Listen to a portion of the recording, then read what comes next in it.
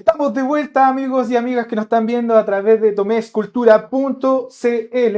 Esto fue la sección Conociendo a nuestra gente, donde estuvimos con un gran exponente del grabado y la xilografía, como es Américo Camaño, a quien lo tenemos en el estudio, en vivo y en directo. Así que recibimos con un fuerte aplauso a Américo Camaño en el estudio de tomescultura.cl.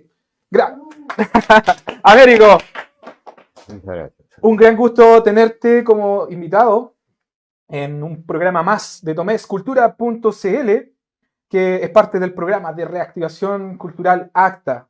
Hoy día te tenemos acá, vamos a conversar de diferentes temas de interés. Vamos a estar conversando de tu historia, cómo te comenzaste a desarrollar y envolver en el mundo artístico, y principalmente la gente quiere saber, conocer un poco más de cómo nace esta inquietud, este deseo de empezar a trabajar en el mundo artístico, de decidirse. Yo quiero dedicarme al arte, a la cultura, y empezaste a indagar. ¿Qué fue lo que te impulsó y te llevó a eso, Américo? Bueno, yo siempre cuando me preguntan algo así o parecido, señalo que fue desde muy niño este interés y de tener ya cierta certeza que iba a ser eso yo cuando grande. Normalmente cuando uno es niño siempre dice, si te preguntan qué quiere ser, uno dice que bombero, profesor, médico, no sé.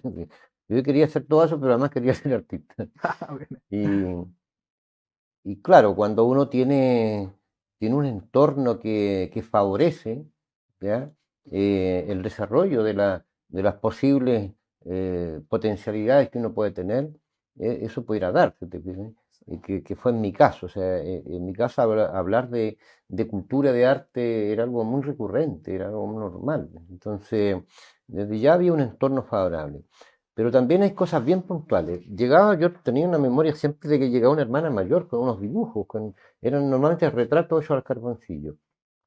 A medida que fui creciendo me di cuenta que ella participaba de unos talleres que el Círculo de Bellas Artes, ya por los años 60, principios de los 60, realizaba en la antigua municipalidad, ¿ya? Ya. Donde después se instaló la biblioteca de la municipalidad. Ahí Exacto, estaba sí me una acuerdo sala de la que un alcalde de la época le cedió al Círculo de Bellas Artes y ahí se reunían y hacían sus talleres que dirigían Alejandro Reyes, ¿no es cierto? Rafael Ampuero, en esos años preferentemente.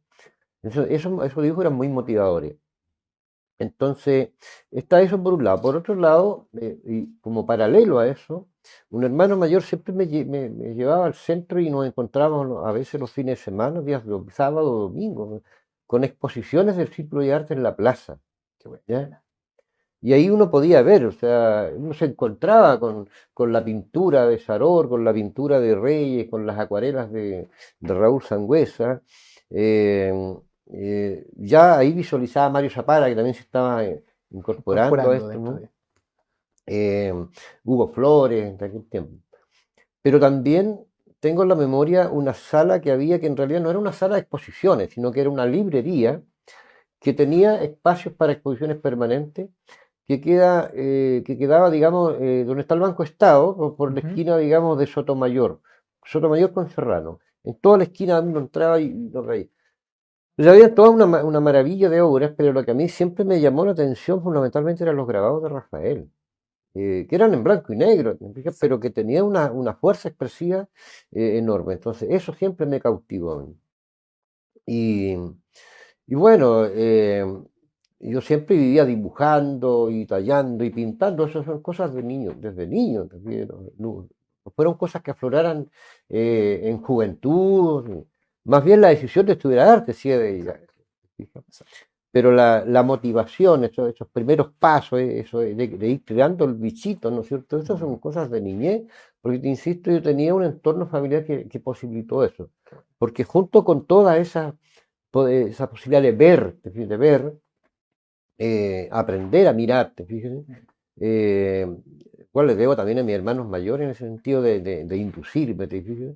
Eh, Estaba esta posibilidad del entorno permanente de conversaciones, ¿te fijas? Donde se hablaba de Picasso, se hablaba de Dalí, de repente Violeta Parra, de repente, qué sé yo, eh, Gabriela Mistral o Neruda, entonces o con hechos políticos de ese tiempo o anteriores, pero que fueron muy importantes para el mundo y para Latinoamérica y para Chile, qué sé yo, Che Guevara, el tema de la invasión de los rusos a Checoslovaquia, o que la Segunda Guerra Mundial, o que la Guerra de Vietnam, eran todos sucesos, entonces había mucha información en mi casa, mucha información. Era un hogar obrero, pero con mucha información. Entonces todo eso uno lo va alimentando, te va abriendo antenas, ¿te fijas? Exacto. Y por otro lado, una cuestión que yo considero fantástica, el hecho que no existía la televisión.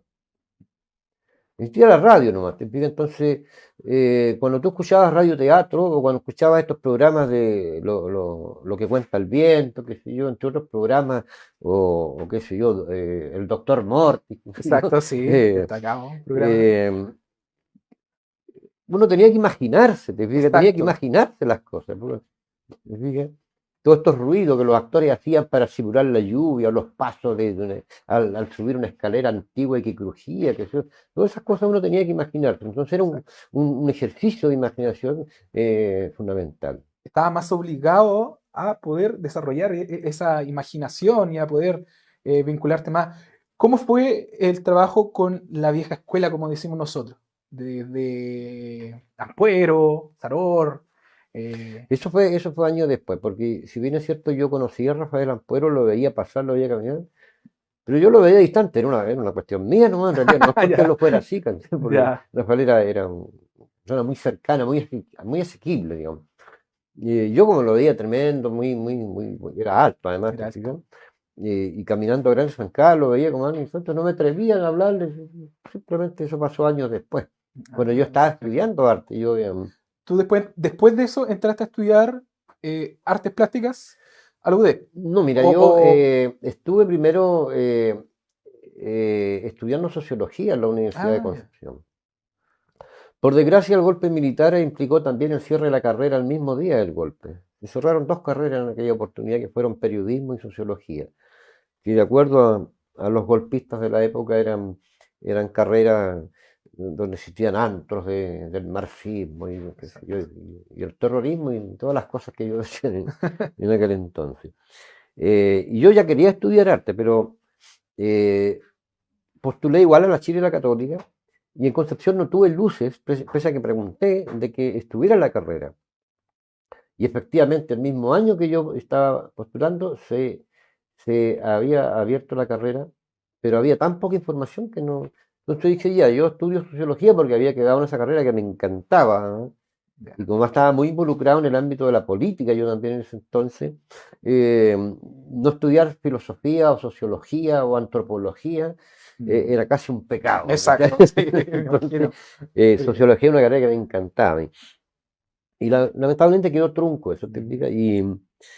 Y bueno, después yo volví años después, como 6 años después, volví a la universidad, pero derechamente ya a estudiar arte. O sea, ahí no. Igual, pues, pero otras carreras, pues, venga, pero era arte lo que yo quería, definitivamente era como el ansia de comunicar en el fondo, porque uno tiene, digamos, distintas formas de comunicar exacto, sus sensaciones, sus exacto, percepciones, sus sentimientos, sus emociones, sus exacto. razones. ¿Sí? Y uno lo harán a través del cuerpo, expresando a través del cuerpo, en el teatro, las artes escénicas en general, o la danza, qué sé yo. Otro a través de la música. Pero para mí Así estaba es. claro desde niño que la posibilidad de comunicar que yo tenía era a través de las artes visuales, pues, básicamente, ¿no? Entonces, el año 79 yo volví a la universidad a estudiar arte. Exacto. ¿Cómo fue Y ese proceso, Américo, del 73? Muy duro, muy complicado de tu parte más íntima. evidentemente, porque, bueno, yo era bastante joven, ¿no? Ujú. Tenía 19 años, y por lo tanto tú tienes todo un mundo soñado, ¿cachai? Sí, Un mundo el cual luchabas por construir, que no tenía que ver como ahora, te fijas que mm, básicamente la lucha de hoy día tiene que ver con lograr mejores niveles de justicia social. exacto. En aquel entonces nosotros luchábamos por transformar la sociedad. Equivocado o no en el planteamiento, como te fijas en los modos, eso es otra discusión. ¿ya? Pero lo que no está en discusión es que era necesario un cambio social. Y hoy día eso está otra vez abierto a lo mismo, ¿te Sí, fijas? Y no basta con mejoras, con parches, ¿te fijas? Sino que hay que hacer una transformación social. Y esa era la lucha que dábamos en aquel entonces. así es. Bueno, eso me costó a mí tortura, Sí, presidio, consejo de guerra y todo eso. Por eso estuve 6 años sin estudiar. exacto. ¿Te fijas? Y, y no me quejo de eso, simplemente es un dato de la realidad, te fijas, que, que igual fue una escuela de vida, en el fondo, que fue un aprendizaje y en el cual maduré aún más mi necesidad de dedicarme al arte. No, no como un hobby, ¿no? Jamás lo pensé así, sino que No, simplemente como una forma de vida. ¿Ya? exacto. ¿Por qué? Porque uno va descubriendo, la medida que uno va madurando también, más allá de las ansias que uno puede tener de hacer cosas, va descubriendo cosas, como por ejemplo, que el ser humano a través de toda su historia, o desde la prehistoria en adelante, si tú quieres, siempre ha echado mano de 3 formas fundamentales de aprehensión de la realidad, del cosmos, de la vida, la naturaleza, el ser humano, etcétera, ¿no? Que es la ciencia, el arte y la religión. Tú podrás discutir, mira, es que esta es más objetiva que la otra, pero el tema de la objetividad también está en tela de juicio. ¿Hasta dónde es objetiva la ciencia? ¿Ya? Así es. La ciencia es muy relativa, la ciencia tiene que estar cada cierto tiempo echando pie atrás porque hay un nuevo descubrimiento y que echa por tierra las tesis o las teorías que habían. ¿Te fijas? Entonces, estamos en un eterno buscar, buscar y buscar, Una y eterna seguimos en búsqueda eso, ¿ya? Llevamos miles, millones de años en eso, ¿te fijas? de nuestra identidad. Y en ese buscar eterno del ser humano, el sentido de las cosas, eh, está también el arte y la religión. ¿Ya? Tú podrías decir la religión, pero que la religión se preocupa, claro, el desarrollo de la espiritualidad. Yo separo lo que es la institución iglesia, ¿ya? Porque claro, hay iglesias que han hecho muy buen negocio con el tema del desarrollo de la espiritualidad, sin duda, y es criticable y es condenable. Pero el desarrollo de la espiritualidad va en otra cuestión distinta, ¿ya? Y la búsqueda entonces del sentido a través del desarrollo de la espiritualidad, sin duda que es importante y ha sido trascendente a través de toda la historia de la humanidad. Y Así por es. último, el arte, que tú podrás también decir que el arte es menos objetivo que la ciencia. Momento, momento. Es decir, el arte trabaja tanto con la razón como trabaja con la emoción, ¿ya? Y resulta que nosotros somos, por más que estudiemos ciencia, seguimos siendo fundamentalmente emocionales y somos racionales a rato durante las 24 horas que dura el día, ¿ya? Así es. Somos a momentos racionales, en que hacemos uso de lo que significa el razonamiento lógico, ¿no es cierto? Y cuando estudiamos alguna problemática, establecemos hipótesis y buscamos por la posibilidad de corroborar esas hipótesis, ¿no es cierto? Y hacemos un ejercicio que es muy racional. Pero eso es en ciertos momentos Cierto del día. El resto del día somos animales enteramente emocionales. ¿Ya? Y el arte trabaja entonces con esos 2 ámbitos. Por lo tanto, cualquiera que quiera entrar en ciertas profundidades de la búsqueda del sentido de la vida y del cosmos y la naturaleza, no basta con que se vaya solamente por el lado de la ciencia o solamente piense que por el lado del arte lo va a hacer. No. ¿Ya? Por eso que, por ejemplo, en la etapa del Renacimiento europeo, nos encontramos con estos tremendos genios que echaban mano de estas 3 enormes disciplinas para poder buscarle ese sentido. ¿Ya? Claro, Sí, ¿te fijas? sí. Y claro, nosotros con el paso de los siglos nos hemos ido especializando tanto, ¿ya? Que hoy día tú puedes encontrar, por ejemplo, un científico experto en el color azul de la mariposa del bosque de Borneo. Así Y es. el tipo se desplaza por el mundo dictando cátedra sobre el color azul, de que explica el por qué, pero se olvida de explicar la mariposa. Porque en el fondo la madre de toda la ciencia es la filosofía. Y tú siempre vas a tener que volver a la filosofía para poder explicarte, ¿no es cierto?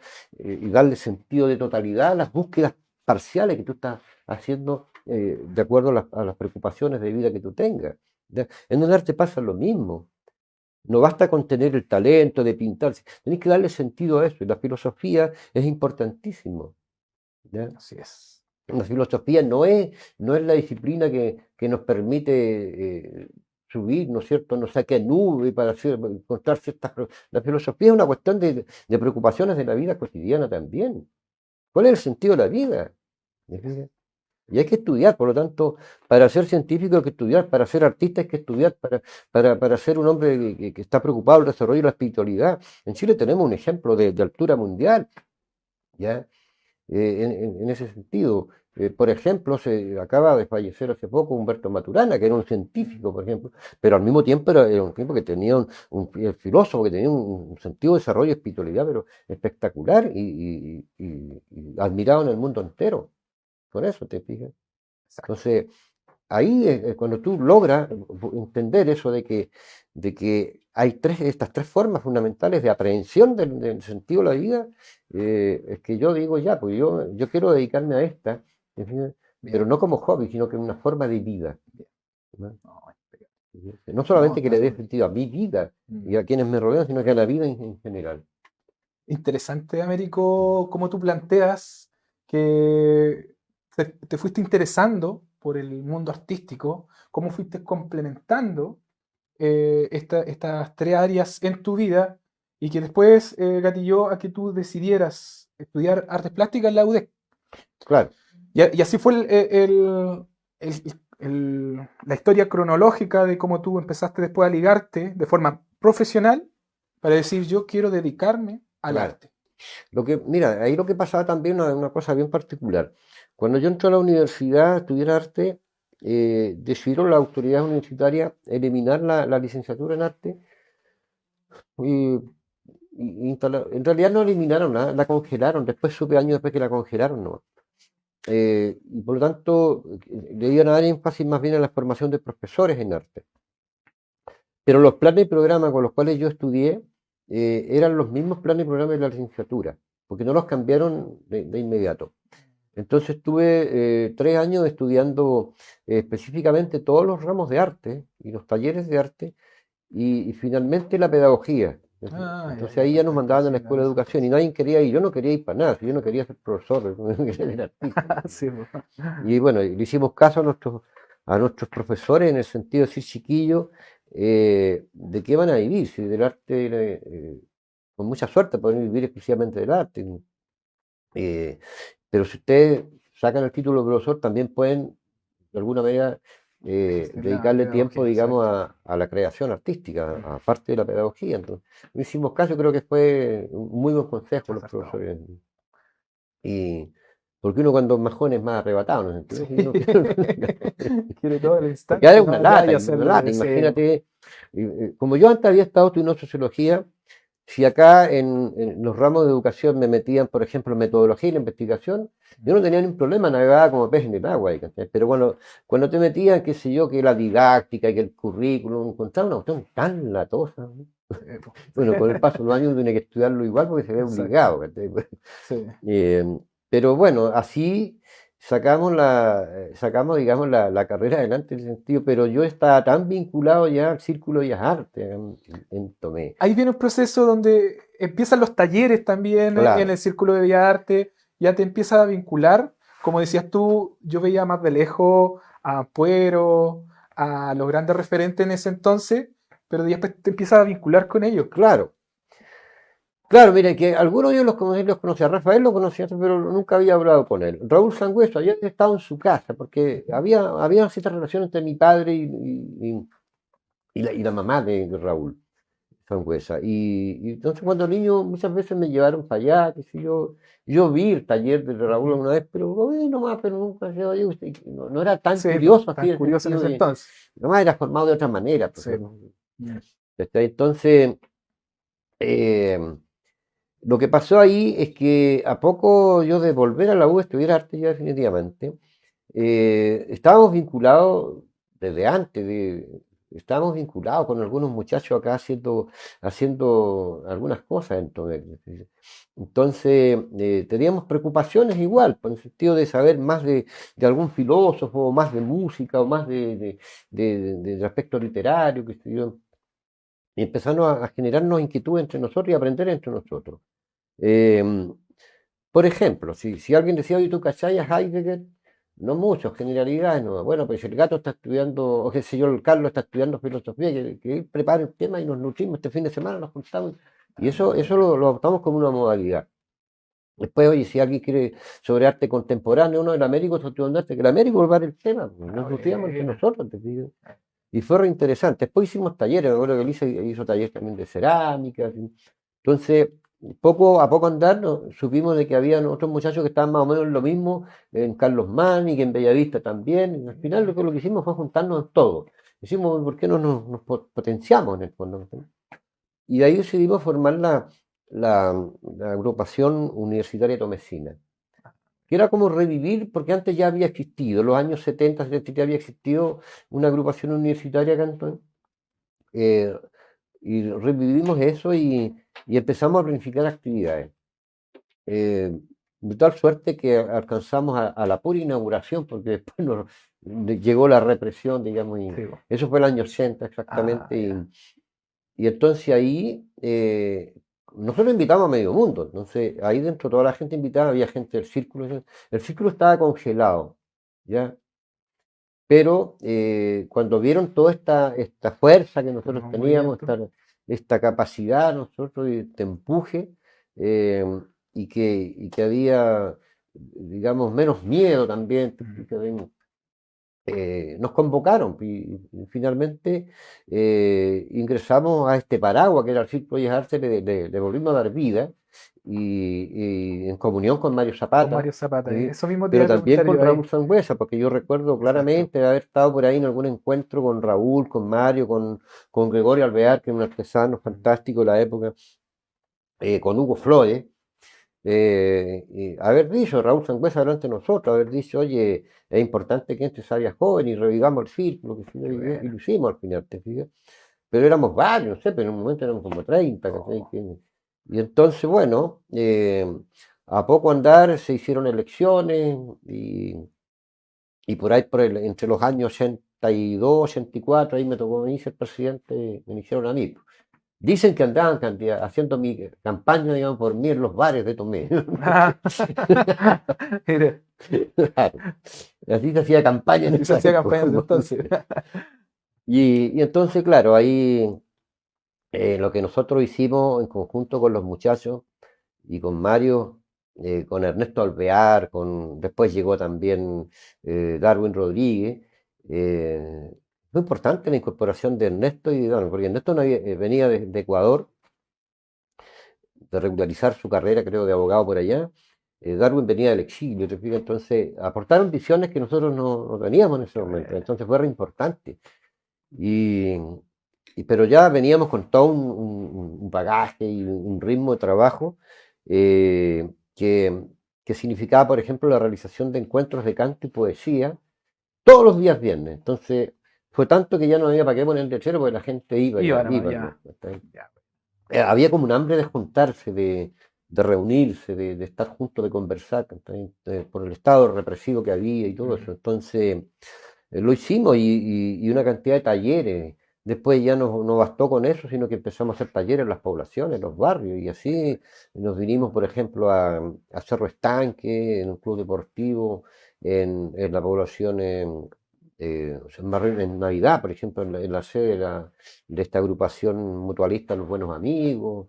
Hicimos talleres durante 3 meses, te fijas, pero Mm. varios talleres. Y después se mostraba el resultado de los Qué talleres. bueno. Y al mismo tiempo hacíamos exposiciones en la plaza y un ciclo de exposiciones permanentes en la sede que teníamos, que era el tercer piso del ex sindicato Paños Ovejas. ¿Ya? Y pese a ser una sala de exposición en un tercer piso, la gente subía al tercer piso a ver las exposiciones. Pero había un ciclo permanente, o sea, nosotros pensábamos el año, no pensábamos, oye, ¿qué vamos a poner el próximo mes? No, pues había un calendario anual. Y entonces eso significaba una gestión previa, que tú tenías que andar buscando los artistas locales al principio para comprometerlo. Perfecto. Porque no era que expusieran solamente el grupo nuestro, sino que era que expusieran nuestro. Y con el canto y la poesía pasaba lo mismo, era invitar a que quien quisiera pasar adelante. Qué bueno. Y así nos dimos cuenta que Tomé estaba lleno de poesía ¿Tú y música. crees, Américo, que fue como la época dorada de la cultura, del arte en la comuna en ese entonces? Yo no sé si dorada, pero yo nunca lo he visto así. Lo que pasa es que creo que Tomé a través del enorme impulso que le dio a la cultura y a las artes, en particular el Círculo de las Artes entre los años 50 al 70, eh, fue una época fantástica. Pero por otro lado, está también, por ejemplo, en esa época, en los años 60, eh, el grupo Ariete, ¿no es cierto? El grupo Ariete, en donde había gente que estaba en el círculo, pero también estaba ahí, que eran más jóvenes, otros profesionales recién salidos de las universidades, algunos, otros estudiando todavía, leyes, por ejemplo, Tito Jara, Mario Zapata, docencia, estaba el dentista Raúl, el dentista Roa, ¿ya? Eh, Hernán Minder, entre otros. Y ellos fueron los que gestionaron la avenida Tomé, por ejemplo, de Pablo Neruda y de Pablo Roca. No juntos, sí, porque separados, por ejemplo, Separado, exacto. en momentos distintos. ¿Cachai? Ya. Entonces, yo creo que esos años fueron.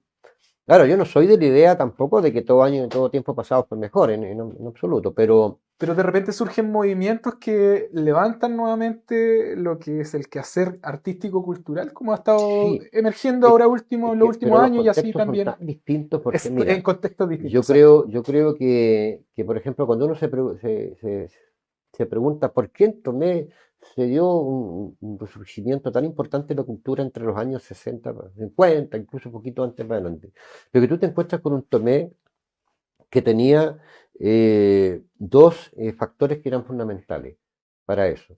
Por un lado, tú tenías un Tomé que era muy pujante desde el punto de vista económico, ¿ya? Teníais tres grandes centros productivos importantes, no eran los únicos, pero eran los más grandes, te pido que eran Bellavista, Oveja y Fiat. Tú tenías ahí un comercio muy desarrollado y a partir de ahí tenías todo un desarrollo, yo diría, cultural general importante por el apoyo que incluso las propias industrias y los sindicatos, la importancia de los sindicatos, ya le daban al desarrollo cultural.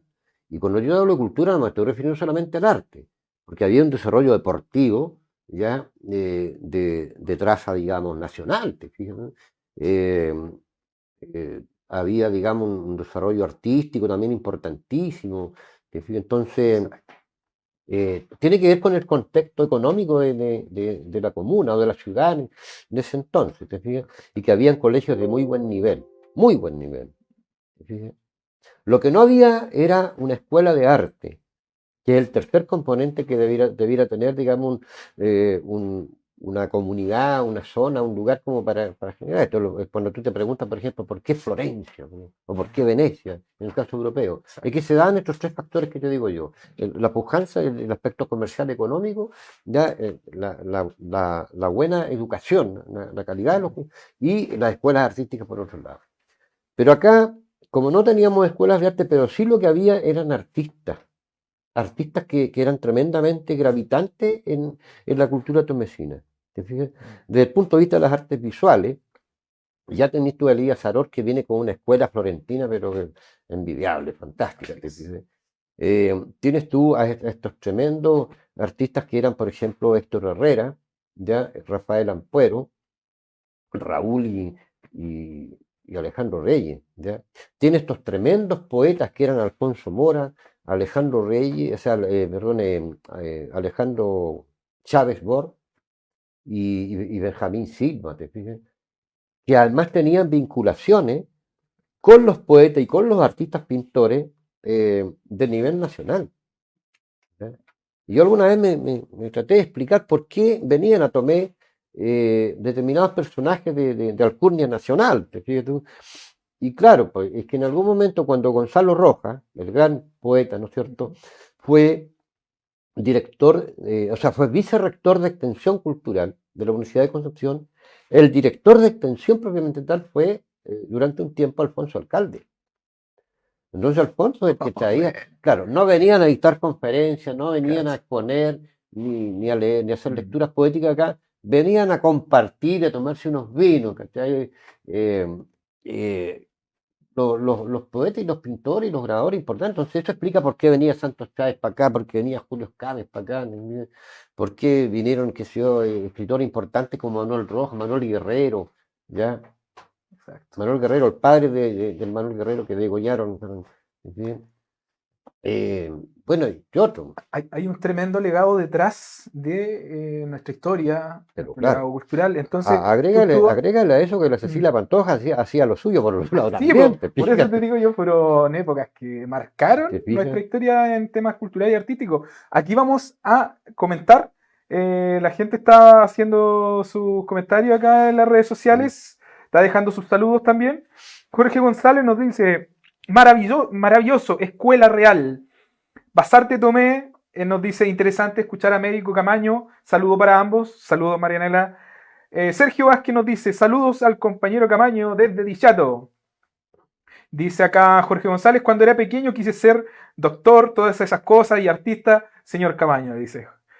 Carolina Lara nos dice, tremenda historia médico, es parte de una generación épica, un ejemplo para hoy de lo que fue el trabajo entre cultura y resistencia política. Manuel Fernando Vázquez nos dice, emblemático encuentro de artistas en dictadura. Diciembre de 1980, en la tercera compañía de bomberos, ahí no sé, así que esos son los saludos. La gente está dejando sus saludos. Deje sus comentarios porque nosotros ahora, después de, nos vamos a ir con un tremendo concurso que tenemos para ustedes, que son la colección, los 4 tomos de Alejandro Sangüesa Galloso.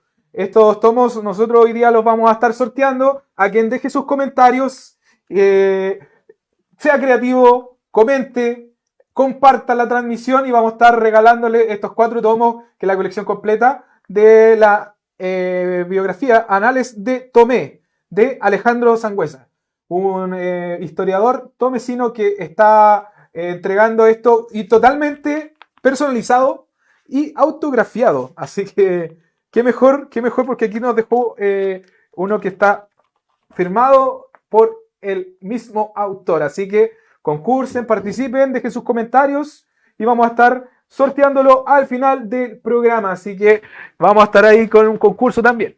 Así que, Américo, para ir ya avanzando, cerrando en parte, pasó volando la hora, ya son las, imagina, son las 18:48 de la noche y ha sido una conversación muy interesante, íntima, de lo que fue tu interés por el arte, la cultura, cómo empezaste tú a relacionarte con aquellos personajes que realmente marcaron un gran legado en nuestra historia y así comenzaste a trabajar.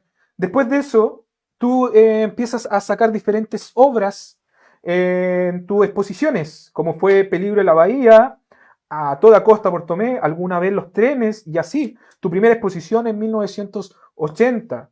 Luego de eso, Premio Municipal de Arte y Cultura, mucho más adelante, en el 2004, y así premios destacados que te entrega también la Universidad del Biobío en el 2017, contribución al desarrollo de las artes.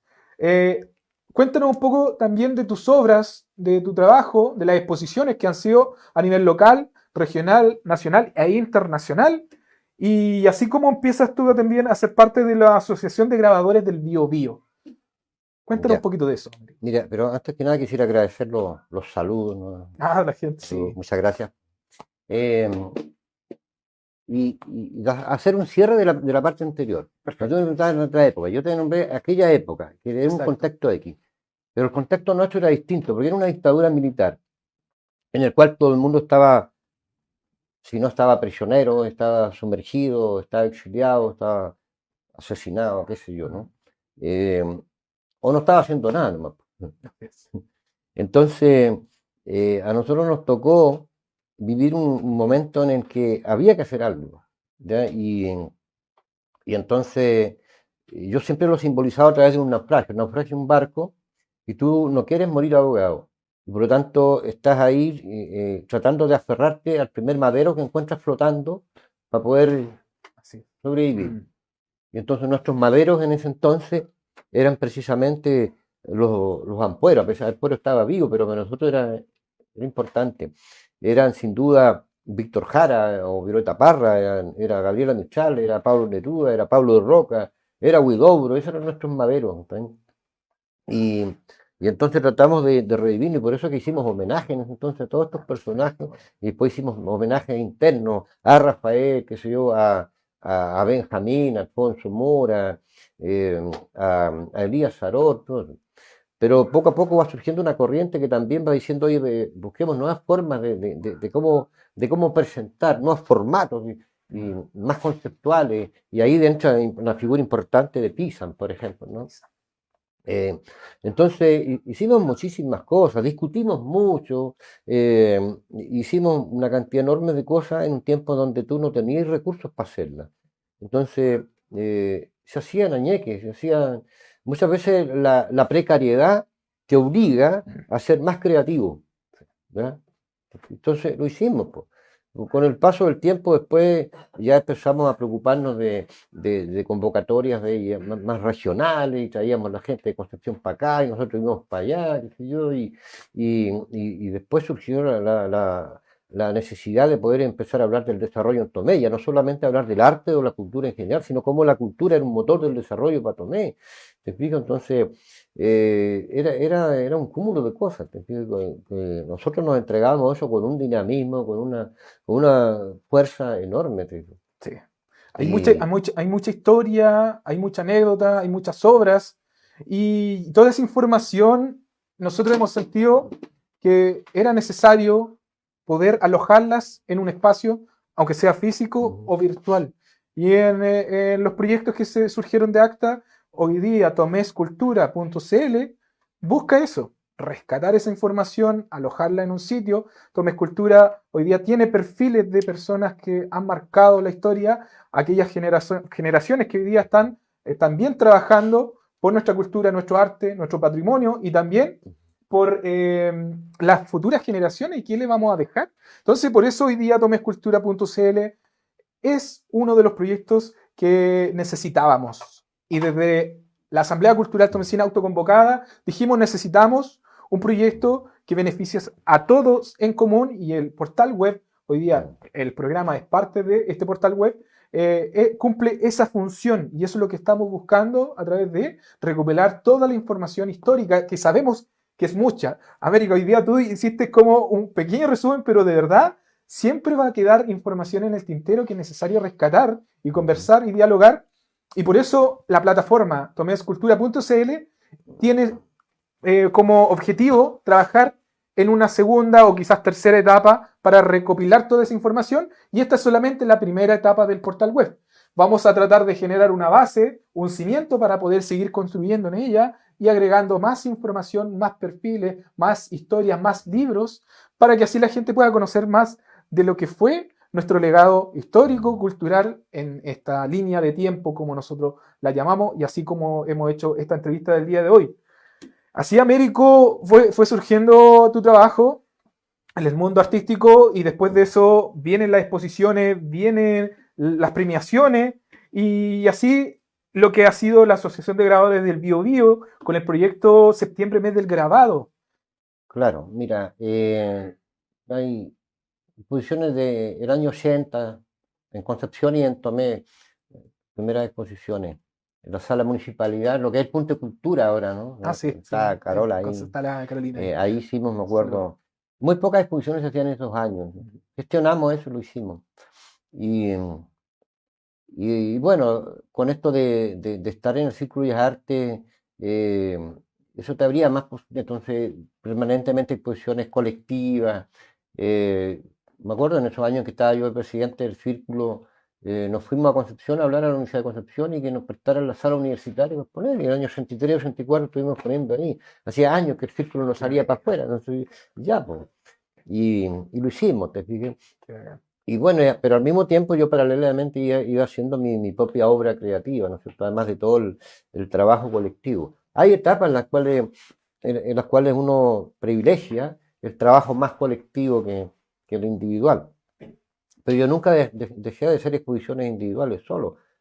Algunas forman parte de ciertas series, por ejemplo, la serie del tema de los trenes, por ejemplo, cuando yo me di cuenta que ya el tema del tren en Chile no era un tema importante, ¿cachai? Exacto. Producto de otras prioridades de negocios, eh, no pensado como un servicio, como había sido.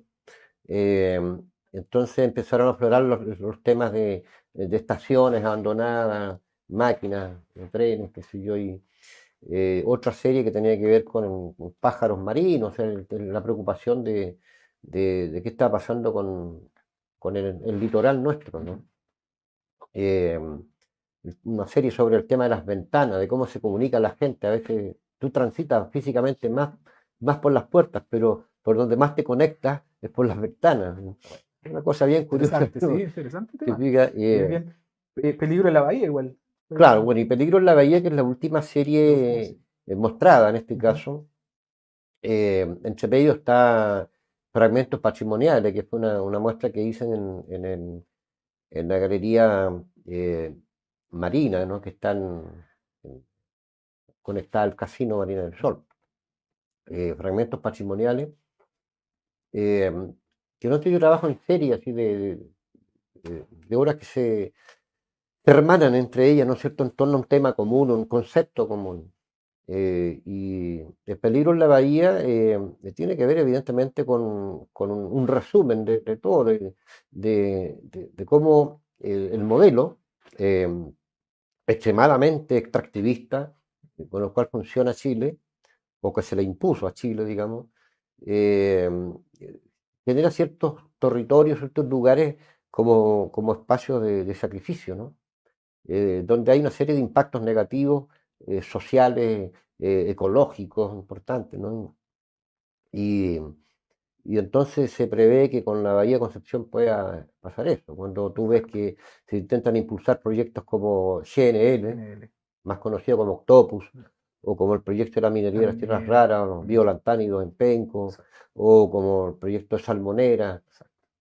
Entonces, evidentemente que es la bahía, porque cuando tú das la pasada con una sola unidad productiva de ese tipo, eh, con el paso de las décadas ya no va a ser uno o dos. ¿Te fijas? Entonces ya no es el retazo Océano-Pacífico relativamente limpio que todavía tenemos acá, con los recursos que todavía están. ¿Te fijas? Entonces, en Europa ya pasó con el Mediterráneo, ¿te fijas? Y son experiencias conocidas. Así es. Entonces, pero cuando priman más los negocios, más que la vida, más que la Así es. calidad de vida, bueno, pasan ese tipo de cosas. De ahí mis preocupaciones y esta exposición se llamó así por eso.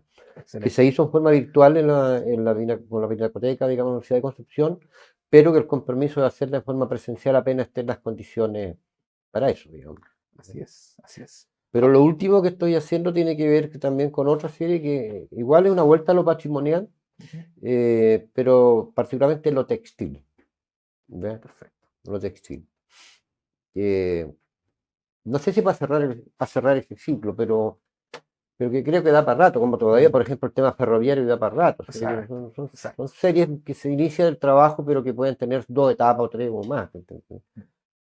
Pero lo que prima en general, en toda mi obra, sí, yo diría el tema marino. ¿Ya? Igual hay preocupaciones por otras temáticas, uno tiene que Así estar es. abierto, evidentemente, Así, Américo, ya estamos llegando al final de esta entrevista. Interesante, interesante todo lo que hemos abordado desde una mirada íntima, desde cómo surge esta inquietud de poder relacionarse con el mundo artístico y llegando hasta las últimas obras de gran referente, Américo Camaño, del grabado y la silografía. Así que para despedirnos ya, recordar que estamos haciendo un concurso de las obras de Alejandro Sangüesa, donde vamos a estar sorteándola al final del programa. Compartan, comenten, que estamos en vivo y en directo, vamos a estar comentando todo lo que ustedes nos dejen ahí en las redes sociales. Y así vamos a seguir con más invitados. Tenemos una tremenda invitada. Cintia Farfán va a estar con nosotros en un par de minutos más. Así que, Américo, para despedirnos ahora, queda abierta la cámara ahí.